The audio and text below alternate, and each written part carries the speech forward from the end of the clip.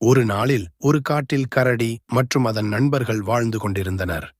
அந்தக் காட்டில் புலிகள், மான்கள், எருமைகள், மயில்கள் மற்றும் பல விலங்குகள் இருந்தன. அவர்கள் அனைவரும் நல்ல நட்புடன் இருந்தனர்.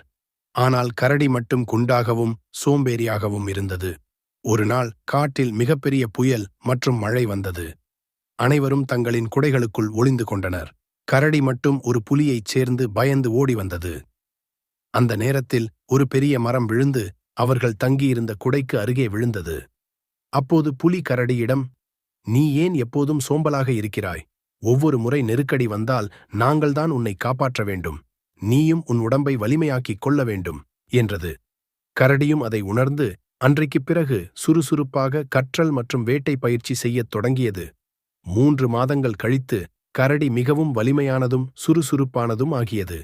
இந்த அனுபவத்தினால் கரடி புரிந்து கொண்டது, நாம் சோம்பலாக இருந்தால் நம் வாழ்க்கையில் எந்த தடையை சந்தித்தாலும் அதை தாண்ட முடியாது. சுறுசுறுப்பு, முயற்சி, உழைப்பு முக்கியம். அதன் பிறகு கரடி அனைவருடனும் நல்ல நட்புடன் வாழ்ந்தது மற்றும் அவசியமாய் பிற விலங்குகளுக்கு உதவியாக இருந்தது. ஒரு நாள் கரடி அதன் நண்பர்களுடன் காட்டில் சுற்றி பார்த்து திரும்பும்போது ஒரு அழகான ஆற்று கரையை கண்டது. ஆற்றின் நீர் அற்புதமாகவும் தெளிவாகவும் இருந்தது. கரடி தண்ணீரில் குளிக்க தீர்மானித்தது.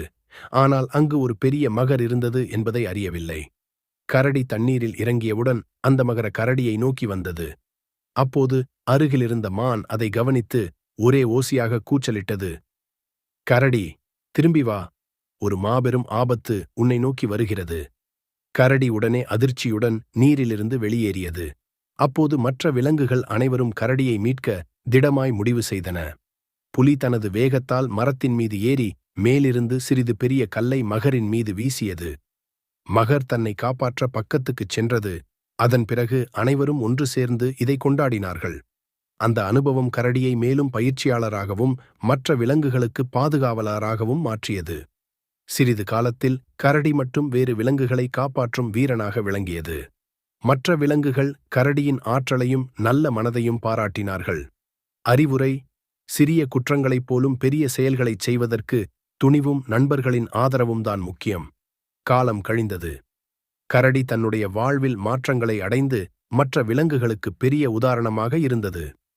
ஒரு நாளில் காட்டில் கொடூரமான அடர்ந்த பசுப்புலி தோன்றியது.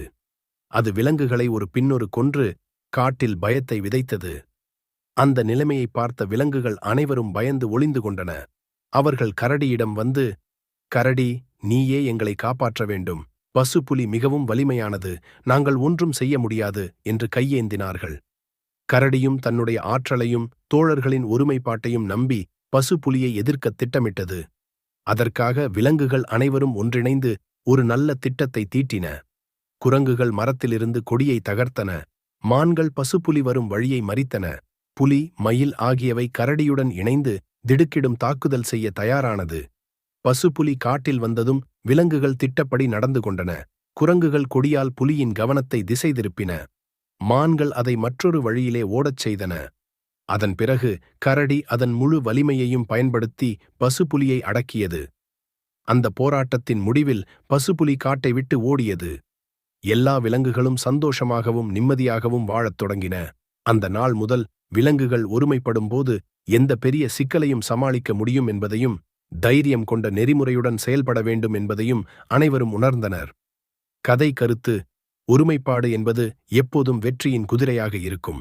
தைரியம், புத்திசாலித்தனம் மற்றும் ஒற்றுமையால் எந்த சிக்கலையும் சமாளிக்க முடியும். பசுப்புலியை துரத்திவிட்ட பிறகு காட்டின் விலங்குகள் கரடியை மட்டுமின்றி ஒற்றுமையாக செயல்பட்ட தங்களையும் பெருமையாக நினைத்தனர். ஆனால் கரடி அதற்குப் பிறகும் கற்றுக்கொண்டது, வெற்றியை கொண்டாடிய போதும் கற்றலையும் முன்னேற்றத்தையும் நிறுத்தக்கூடாது என்று. ஒருநாள் ஒரு சிறிய மயிலின் குஞ்சு ஆற்றின் அருகே தடுமாறியது.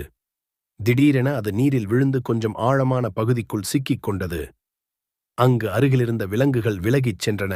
ஏனெனில் சிலரோ நீந்த தெரியாமல் இருந்தனர், மற்ற சிலரோ தங்கள் கருவிகளை பயன்படுத்த தயங்கினர். கரடி தன்னுடைய பழைய சோம்பேறித்தன்மையை நினைத்து, "நான் இன்னும் சோம்பல் இருக்கிறேனா?" என்று தன்னிடம் கேட்டுக்கொண்டது. அதே நேரத்தில் குஞ்சின் மீதான காதல் மற்றும் தனது வளர்ந்த ஆற்றலை நினைத்து அது உடனே நடவடிக்கையில் இறங்கியது. கரடி நீந்தி குஞ்சை மீட்க நீரில் இறங்கியது. ஆற்றின் ஓரத்திலிருந்த எருமை அதன் சினை மூலம் கரடியை அழகாக வெளியேற்ற உதவியது. புலி மற்றும் மான் பாதுகாப்பிற்காக அருகில் காத்திருந்தன. இது ஒரு சாதாரண சம்பவமாக தோன்றினாலும் விலங்குகள் அனைவரும் ஒரு நீளமான பாடம் கற்றுக்கொண்டன. சிறிய உயிர்களுக்கான மரியாதை மற்றும் உதவி செய்யும் சிந்தனை கூட பெரிய ஒன்றை உணர்த்தும். அந்த நாள் முதல் காட்டில் ஒவ்வொரு விலங்கும் மற்றவர்களுக்கு உதவியாளராக மாறியது.